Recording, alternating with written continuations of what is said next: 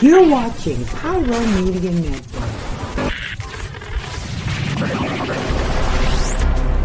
I gotta tell you something I could do. I could be running around chasing you, but I won't. Cause I got better things to do. Rather spend my precious time chasing somebody who loves me too. If I got $1 for every time you slam the door, I would be the richest girl alive. If you hadn't run away every time I asked you stay, you would sleep right next to me tonight. And you didn't know me, all you wanted was a game to play, and you couldn't handle that I had my ways. I found your matrix and your side chicks, I'm a winner, babe. But you didn't win this, it's a part of the game. Thank you for tuning in. If this is your first time joining us, welcome. We hope your experience is fruitful. Please feel free to visit our website to find out how you can join our growing family. While we are loading your experience, please do us a quick favor and hit that like button from whichever platform you're watching or listening on. Also, share so others may enjoy as well. And we hope you would consider hitting that subscribe or follow button so you can check out more of our amazing content. All right, let's start the show. Vick, Victorious! Vick, Victorious!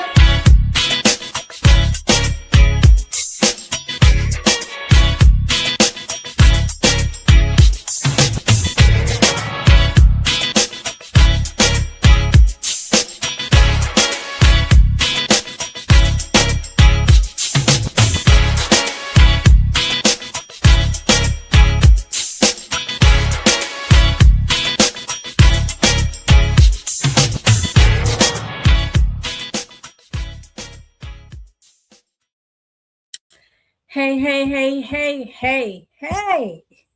Happy Friday, Junior. Welcome to this week's episode of Dr. Victorious, where we explore the intersections of social justice, wellness, and what it means to show up fully human from a Black perspective, because I'm Black. Hey, I'm your host. I am Dr. Nicole Vick. July is Minority Mental Health Awareness Month, and I mentioned that last week. And so I want to continue the conversation. I want to talk about something I don't think we talk about enough. Not individual trauma, but collective trauma.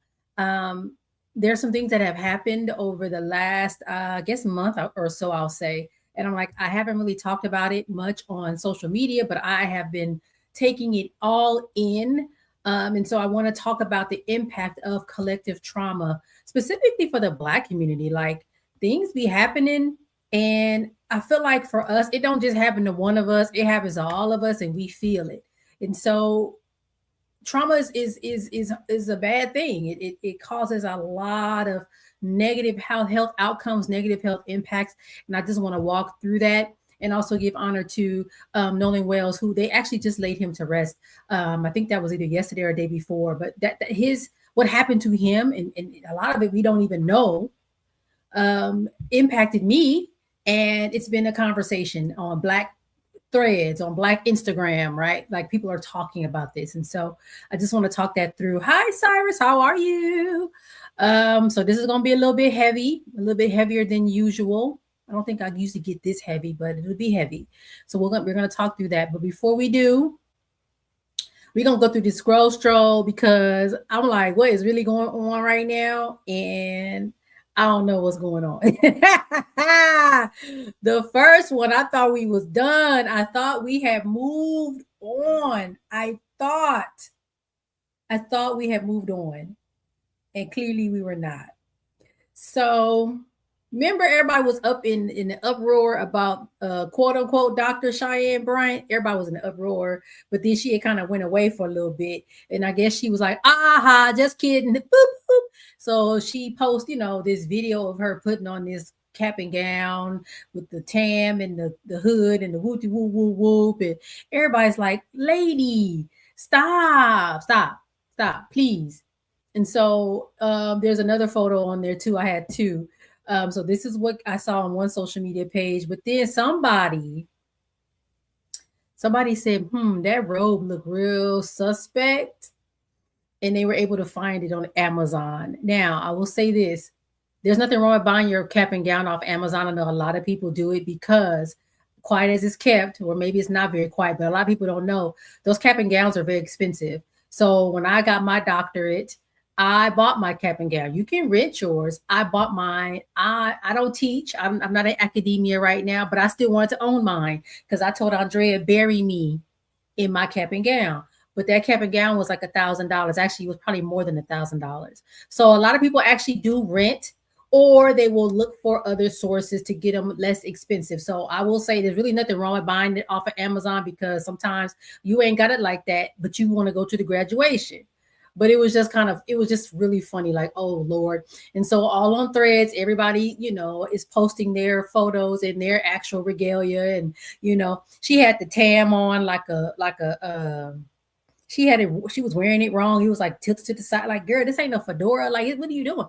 It was just, the whole thing was insane. So, and yes, I do have my transcripts. Yes, she's annoying, but listen, she done figured out how to make money off of being who she is. So I guess in that way, I can't shade her for that. But it's so funny because I was like, oh Lord, they done found this cap and gown on Amazon. Oh my God. And another side note on my story, you actually cannot buy my cap and gown off of Amazon. You cannot find it on third party like robe sellers because USC is so bougie. I said, let me look and see just in case. No. They said, no, you cannot. So I was like, oh, dang. Okay. Well, I can't even get the little discount one if I wanted to, because I think it's so unique. It's red and it has the insignias on the front. So anyway, I guess I ain't got to worry about that being inauthentic because, yeah. Anyway, let's move on to the next one. So there was this conversation about code switching that I was confuzzed about. And basically, there was a video I saw that said, it was a white man, and he was like, a lot of us code switch because, at work, blah, blah, blah, blah, blah, blah, blah. And for me, it was immediate record scratch, like, wait, what? Like, how did that phrase get co-opted? Like, interesting. So this I found on Threads said, you cannot code switch if your people created the code we have to switch from. And I'm like, absolutely. So I don't know how that terminology sort of moved over. I know Black fatigue got co-opted. I know DEI, woke, all of it got kind of like snatched and stolen per se. I don't know why code switching, what happened with that, but that's crazy. So I had to share that. You guys pay attention to language and how people are using language. And what context they're using it in. 1 minute, there's a definition or a defined use of a word. And the next thing you know, it's used in some other context. And now your meaning actually means nothing. People will say, well, that was the old way. It doesn't mean anything. It's like, but those words actually mean something. They have meaning and context behind them that are very important. So be intentional. I know people are talking about gatekeeping, like you don't have to explain everything to everybody because that's how stuff gets diluted. Even the whole concept of 8 and whatnot totally got misinterpreted, and people are doing all kind of like, oh my gosh. So I don't know.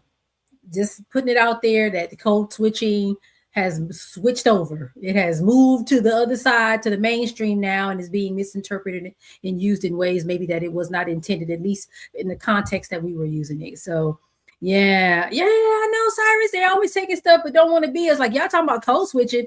Do you understand why people had to code switch?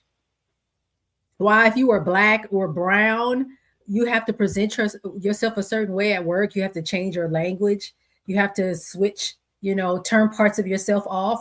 Now, don't get me started, because this is part of a conversation around organizational culture, around psychological safety, all those things. Because if you don't feel safe to bring your full self to work, guess what you do? You code switch.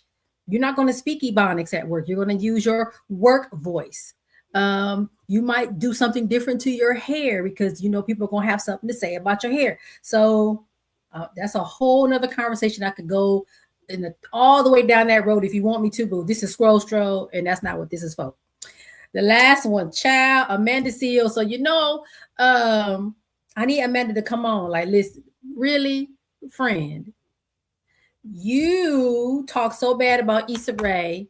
So let me back up. Amanda Seals was on a series called Insecure that was produced, written, and all that by Issa Rae, right? Sounds like there was some bad blood because I remember Amanda talking a lot about it, like, had a bad time. I didn't like it, whatever. And I don't even think Issa Rae ever really addressed it publicly, but I'm sure in her mind she was like, we just gonna move on. There's talks now about a reunion, right? They're going to go on tour as a reunion cast type thing. And Amanda was not invited to the room. She was not asked to participate. And so Amanda was like, that's kind of jacked up. Like, why? Like, the public would want to see, me because of the character. And I'm not even discounting that. I mean, I don't think that that's a bad take. I actually think, I'm sure some people might be like, well, where's Amanda, But it's interesting because this particular thread says something like, you're asking to be included in something that you heavily criticized. And what's so funny? Yes, Iris, she was talking about them the whole time. Like, I don't know what she thought was going to happen. I don't know. It's crazy. But this funny thing is, I actually had to think about this. I have done that. And not in this, it's a similar, but a slightly different context, where I'm looking to be accepted into something that I actually heavily criticize. And ChatGPT was the one that said, why are you looking for validation in a space that you actually have lots of criticisms about? And I'm like, you showed and told me something. What in the world? So it's like you have to manage your expectations about a thing. If you say you hate this thing, why are you now mad that you're not invited to the thing? You just say you don't like it, right? And I know there's nuance, a little bit of nuance in there somewhere, but at the same time, it's kind of like, I don't know. I think she's protecting her peace. I think she wants to do this the way she wants to do it. It's her show. I don't know. Maybe if there had been a different outcome, perhaps things would be different and she would be invited. So it's just ironic because I think Amanda can come off as very off-putting sometimes and be very sort of almost to the point where it's kind of like harsh. And so I don't know if she allowed for that nuance, because maybe if there had been an opening of the door, potentially there could have been a different conversation. But I don't think that's what happened. I have one more. So honorable mention. The producer doesn't know about this one, but this one is funny to me. Child Masego. I don't know if y'all know who Masego is. He is a performer. He came out some time ago. Some of his famous songs are "Tadao," "Lady Lady." He has this trap. What does he call his music? I don't remember, but it's more like jazzy with the saxophone type thing going on. Young dude, right? And I actually am a big fan. I've seen him in concert and everything. Like, to me, he can do no wrong. But I said, he done messed up. Masego, I think, was in South Africa, or he was overseas at a concert, and he's talking to the crowd and was like, yeah, thank y'all for pronouncing my name correctly. These Black folks in America my fans don't know how to say my name. So apparently the correct way to say his name is Masego. But I guess he don't know his name either, because he's been calling himself Masego. We can only call you what you tell us your name is, sir. So that's not the funny part. The funny part is, Black people, we don't play about nothing. So we don't know how to say your name, Masego? We're going to call you everything but your name. Mayonnaise, Manischewitz, Miraculous. Everybody was talking about him bad and was like, I don't even know why Miraculous is over here acting like he don't know nothing. Everybody was calling him everything but his name. And it was hilarious. I mean, my daughter even had to call me, Mama, what Masego do? Because everybody mad. I had to explain to her what happened. So, and the crazy part about it is his album just came out. But I also think that was intentional to create stir and controversy, so that people would listen to the album. I don't know, child, but it was funny as heck. Funny as heck. Oh my goodness. So we'll see, child. I said, I hope he apologized, because I done paid for this concert on September 16th. And listen, I'm going to still go. I ain't going to lie to you. But Masego, come on. Get it together. I know you still young. I'm old enough to be your mama and everything. Please fix your face and fix your attitude, because you can't do this to your fans. Okay. Okay. All right, let's go to commercial break, and I'm going to come back and we're going to talk about collective trauma and the impacts it has on our community. See you in a bit.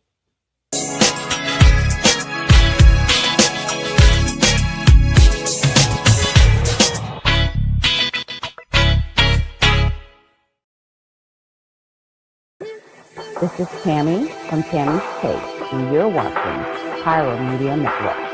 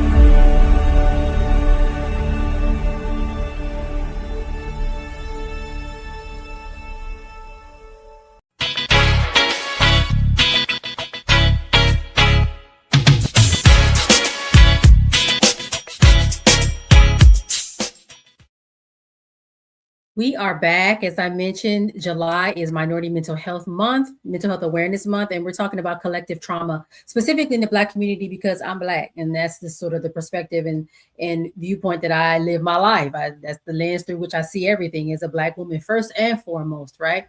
And so I just, things have been happening. I know Nolan Wells has been in the news. His story has, people are like, what is going on? And it just reminded me of this collective trauma. And I just want to ask y'all some questions, and I'll answer myself, but think about them. Have you ever noticed your mood change after another news story involving a Black person?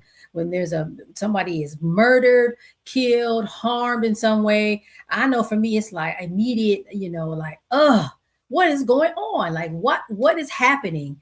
And there's been so many over the years. I go back to, I remember, I can't think of her name right now, but she was at a sleepover with a group of folks and Black woman. And then next thing you know, she's not alive anymore. They found her outside, and it was like, well, what happened to her? And all of a sudden, nobody knows anything.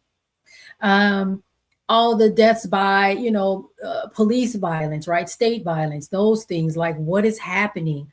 So yes, I've always felt angry, exhausted, sad, or anxious over someone I've never met. Just hearing their story of trauma, or if they were harmed, like I'm angry that this happened, right? Especially if it's someone that's young. When you feel like they have a lot of life left, especially like someone like Nolan, like very young, have a lot of life left, and literally was taken away from him, and we don't quite understand why. And a lot of times these stories stay with you. They stay with us days, weeks, months. We are still thinking or talking about these things.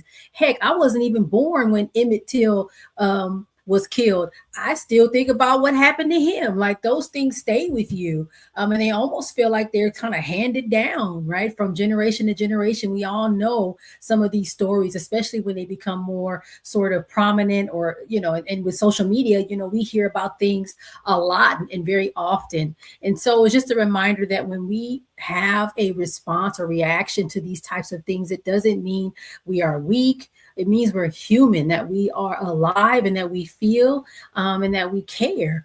But, let's just dig into this. Collective trauma. Trauma isn't something just about, a bad thing happened. I think what has happened to us in this society, we overuse words or misuse words. And so, I'm traumatized because the last cookie got eaten. That's not trauma. You just upset that the cookie is gone. That's it. That's not trauma.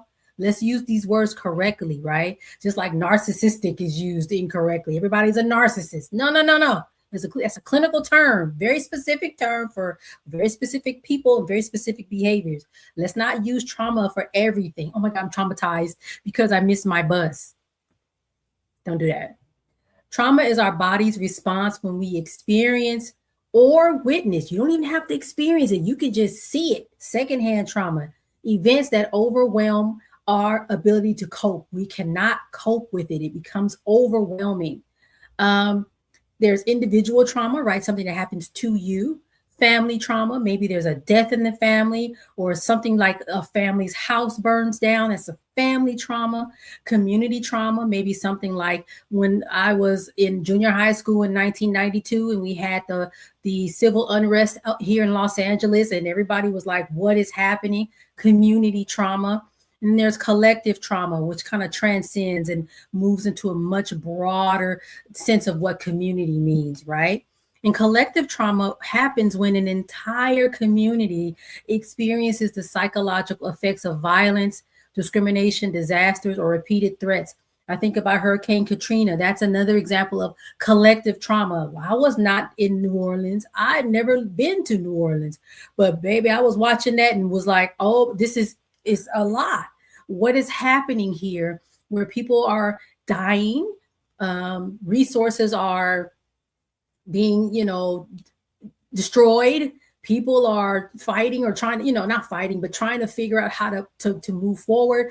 The state is not responding in a way, right? People were in that stadium and it was a mess, right? So we're all watching this and we're also experiencing our own sort of trauma. Definitely not on the level of people that were there. I'm not trying to, trivialize that, but we still had a response. And some examples of this collective trauma, the enslavement of all of the people that look like me, my ancestors, Jim Crow, right? Having lived through that or learned about it and understood it for what it was. The lynchings, I know I have seen, I don't know if you have, but I've seen in my lifetime those postcards, the actual graphic postcards with people hanging from trees, right? Very traumatizing to see that. And people just kind of looking around like they're at a party, like, oh, look at here. What? Like, wait a minute. Things like redlining, stuff that even if you don't know what redlining is, you definitely can understand the impact of it and how traumatizing that can be. Police violence, I already called it. COVID-19. Trying to work through COVID and live through it at the same time. Come on. It's almost like, please, I have heard nurses say worst time in their history, in their working careers, will never forget it. They are traumatized, right? I don't know. I think a lot of nurses, for example, retired, like left the field. I don't want to do this anymore because of how devastating it was. Mass shootings are another example of collective trauma. Hate crimes too, where you start to feel like, why is this happening? And your nervous system is overwhelmed.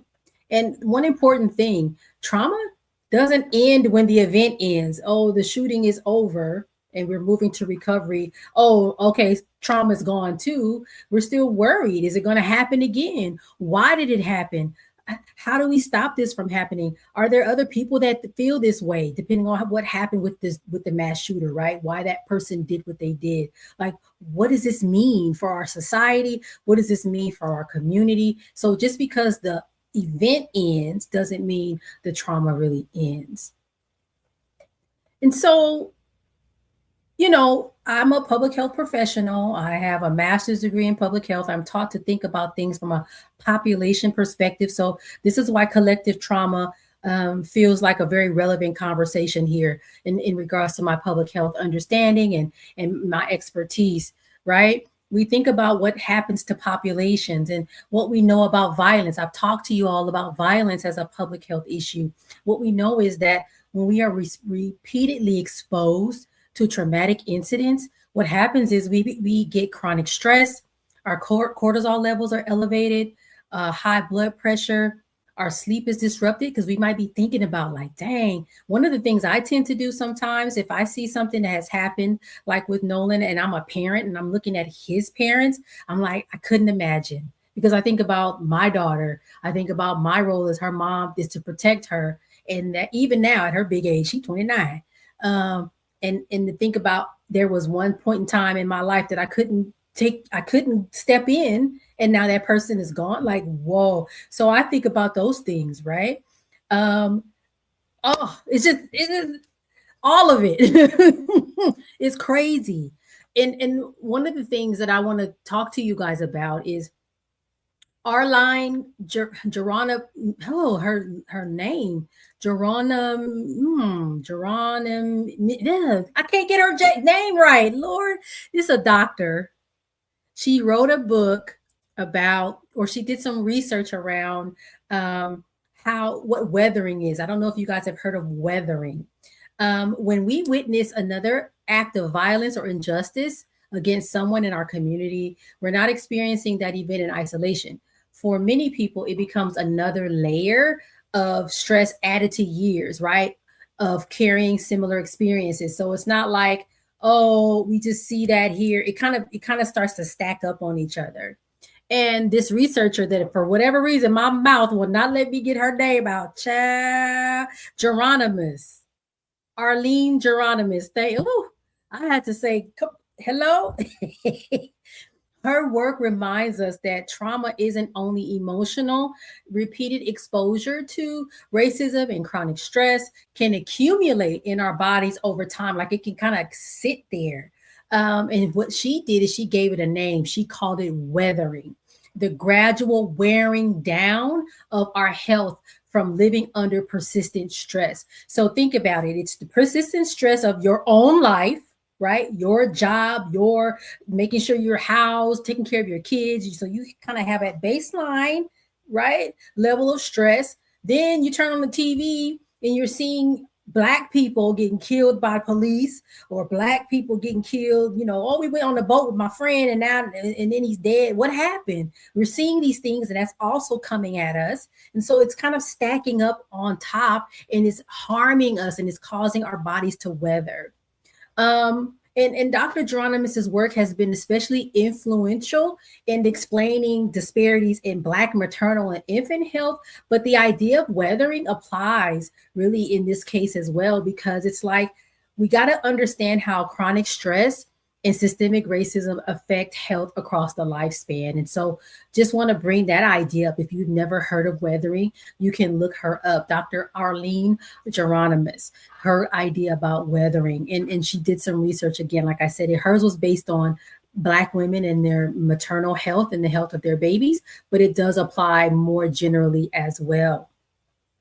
Living under chronic stress literally wears the body down. And you don't even have to experience it firsthand. As I said earlier, you can witness it, and witnessing it doesn't mean standing next to it. Witnessing it can be me watching it on social media. And let me say this about social media. I often have to make a decision to turn off the volume or to scroll past a video. For example, I happened to scroll on something the other day, and it was showing abuse, where there was a couple, and a man and a woman in this case, and they were arguing about something happened, and he got angry at her and he hit her. I don't know if it was people do these skits now on social media. I don't know what it was, but it triggered me, and I had to move away from it. So a lot of times we see things that we don't even mean to see. Like, I wasn't intending on seeing domestic violence, whether it was real or not, happen on my social media account. So I think even now, again, with social media becoming so much more of a thing for people, we are looking at it all the time. We are seeing things that we didn't even intend to see. And think about what impact that is having, not just on what you see and what you think, but on your body. Okay. And the other thing I want to say now, this whole conversation about collective trauma, about weathering, it reminds me, so it's sort of a little bit of a diversion from the context of this episode, but I still got to say it. This is why I don't like the term Black don't crack. I know amongst us, it is a compliment to say, "Ooh, girl, I thought you were 75. You only 50. Black don't crack." I know we see it as a compliment, but to me, I don't know. I think it misses an important context. Maybe it's not about our skin. Our skin is not telling the whole story, because while we may not crack on the outside, many of us are weathering on the inside. Decades of chronic stress, racism, grief, collective trauma don't just affect our emotions, they can affect our bodies. And that's what Dr. Geronimus was really talking about, and it's so important. So if you say black don't crack to me, will I be mad? No. But I feel like sometimes that is a way for us to not deal with the real issues that are going on in our body. Hey, Neil, how are you? Glad to see you joining us tonight. Talking about collective trauma. I'm sure you have some thoughts on that. Man, it's a lot. Certain headlines can really impact us differently than others, right? Like, as of the recording of this episode, the circumstances surrounding Nolan Wells' death remain under investigation. As I mentioned to you, I know I saw little bits of footage from his homegoing ceremony, his funeral. I saw his parents. I saw Al Sharpton was there. I said, all right. The attorney was there, Ben Crump. And so I'm not really going to talk about so much about what happened and speculate because I don't know. I just know something ain't right. Now that I will say, you left here, you was alive. And now nobody don't know what happened to you. So I will say that. Okay. And the question is like, why do the stories like this affect us so much as a community, Black folk? We have historical memory. We have intergenerational trauma. We have repeated exposure to these kinds of things. I will say going all the way back, at least to Emmett Till, even though I wasn't even around when Emmett Till was killed. I surely learned about it. I surely saw the picture of him in the casket that his mama said, no, you put this on the newspaper. Everybody needs to see this. We all know these stories. Most of us do if we're old enough. We have pattern recognition. We know what this ain't gonna end well. Like we know, like, dang. We start to see these patterns. Then there's lack of closure. We don't know what happened. And then even on social media, people getting angry. Somebody mentioned that too. Like, why are people mad at this child's mom for wanting to know what happened to her son? Like, people were like, what is going on? The next one is fear that it could happen to someone we love. I told you that's what I tend to do. Think about, well, what if that happened to my child? Well, how would I feel? Right? Our brains don't process every event in isolation. It's like we start to connect the dots, which goes back to what I'm talking about in regards to pattern recognition and that experience of intergenerational trauma. Each story reminds us of previous stories, because I was able to see Nolan and say Emmett Till, right? Not exactly the same circumstances, but similar to like, well, wait a minute, what's going on here? Each headline opens old wounds. Our brains have a way of doing that for us, helping us to make sense of things, and sometimes it'll reopen old wounds. And as I said earlier, social media doesn't make it no better. In some ways, it kind of does, because it allows the community to have a conversation. But the other side of it is, social media is built on algorithms, right? The more that something is played, it gets pushed forward or up or out, right? And so they thrive on outrage, they thrive on controversy, they thrive on negativity. And so oftentimes you'll see a video of a thing on more than one social media platform. You'll see it more than once on the same platform. People are constantly talking about it, and you're constantly taking in that information. Sometimes these comment sections be wild. These comment sections be real wild.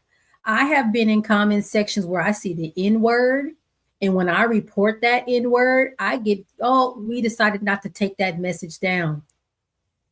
I see people say, well, that's what, you get, or that's what this person deserved. And it makes you realize that, one, how little people think of Black people. They think we tend to deserve what we get. It also reminds me that there are bots and other types of situations like that are kind of intentionally causing discord or posting negativity. We tend to doom scroll. I'm a victim. I'll be here just looking and knowing dang well I need to be asleep. And I'm taking in these images, in these messages. And it's important to make sure you separate yourself from those things.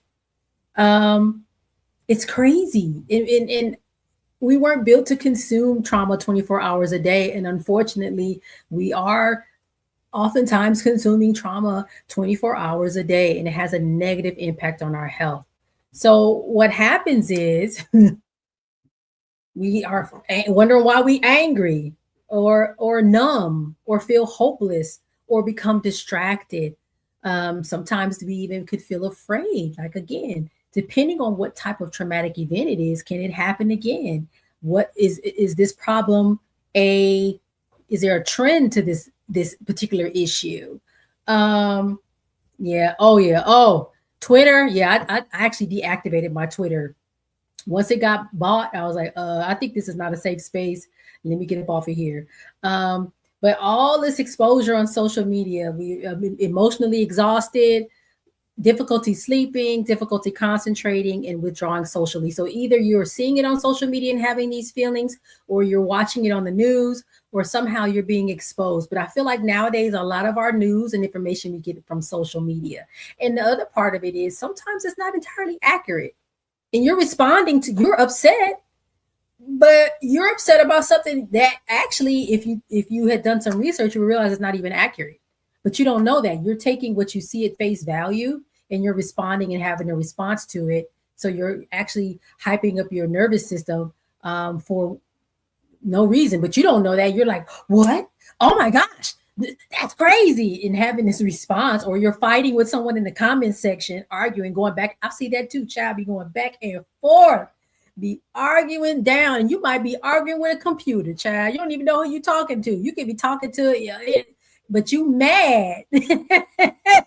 You done made yourself angry for what? So it's a really interesting thing that we're seeing. And I feel like this is one of the largest unintentional experiments social media is in the whole world. Like, what are we experiencing right now? What has this done to us collectively as a society? We got to bring on a sociologist one of these days so I can understand. Hopefully there's someone that is studying this, because this is crazy. Yeah, yes, Neil. Who writes the algorithm? Yes, that is the question.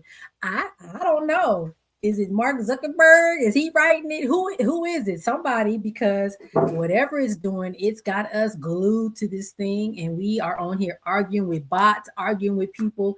Some of it is helpful. We do learn a lot. We're able to galvanize and get together and move on certain things in a way that's beneficial. But a lot of times there's a lot of harm that comes out of it if you are not very careful about what you're taking in and how you're taking it in. So good question. I don't have the answer. It's really interesting. And so this is what we are in, because I know we're actually, well, let's go to break and then I'll talk about how we can protect your mental health without disconnecting. Let's do that. Let's go to break and then we'll come back, because I done talked and ran my mouth. See you in a little bit.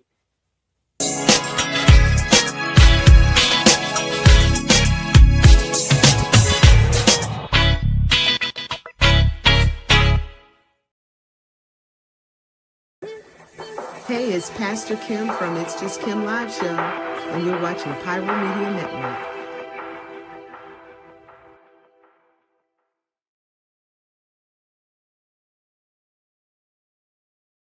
The news is divided. Ground News puts it back together, with coverage from thousands of outlets around the world in one place. So you can spot sensational reporting, no matter what side of the political spectrum you're on.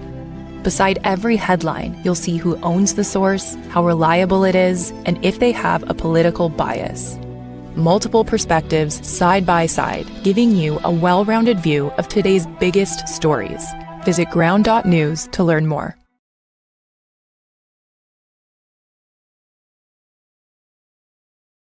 Hey, how y'all doing? Real quick, this is Daryl Walter, host of the Daryl Walter Show. I know. And you are watching Pyro Media Network.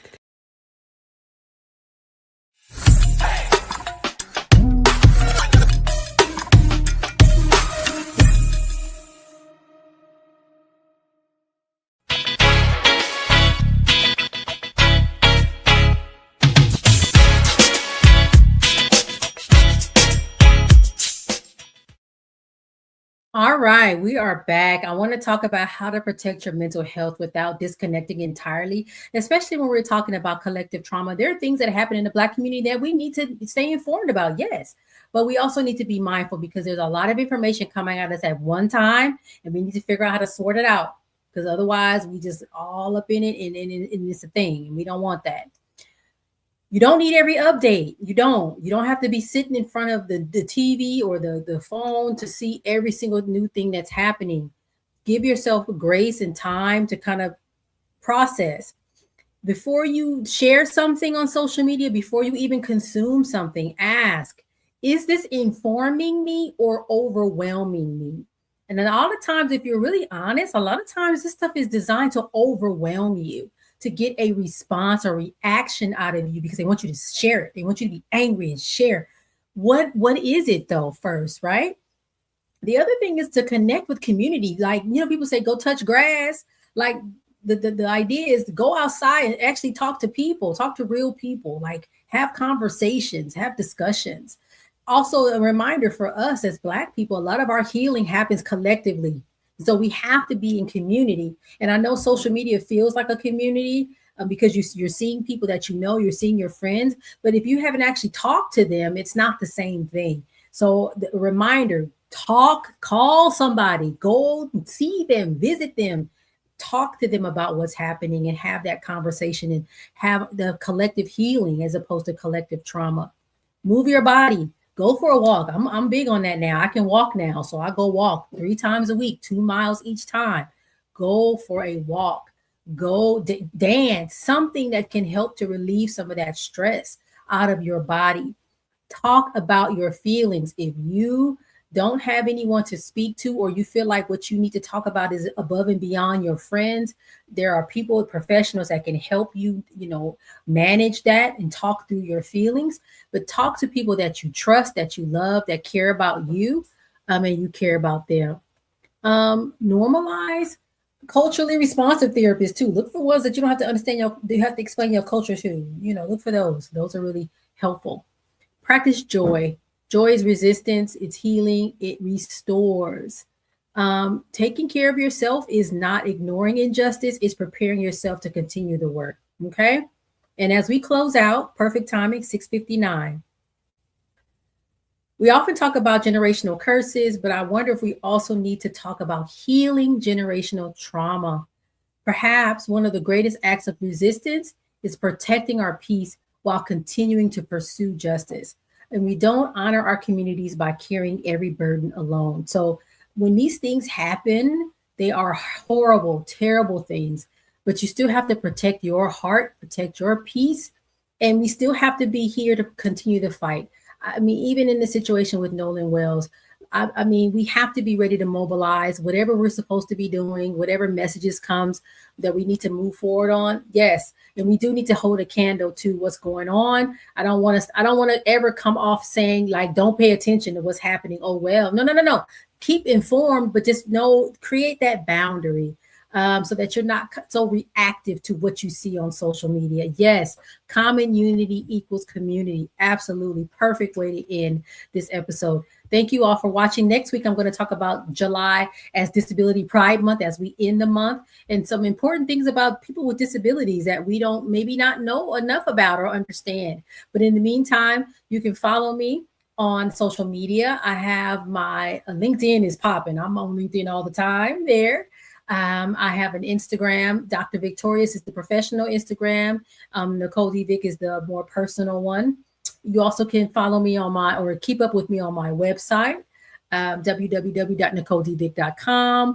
I have my books there. I have my podcast there. All the things are there. If you want to know more about me and how to get in touch with me, those are my books. I have 3 of them. Those are the first 2. And then the third one with Neil, who is a co-author of that book, is called Triumph in the Trenches. It's how to navigate work for Black folk, because we be needing to know. It's like the Green Book for Black working people. So if you're interested, there's a copy. You can pick up a copy from me. All right, y'all. See you next week. Disability Pride Month will be ending next week, but we're going to talk about it and give you some insight into that world as well. All right, y'all. See you next week. Bye.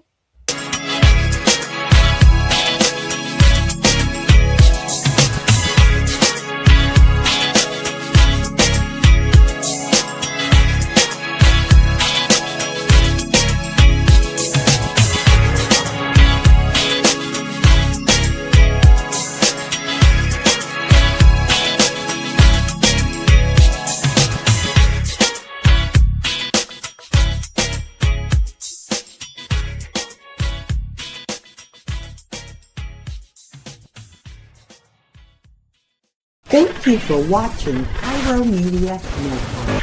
For more information, please visit pyromedianetwork.com.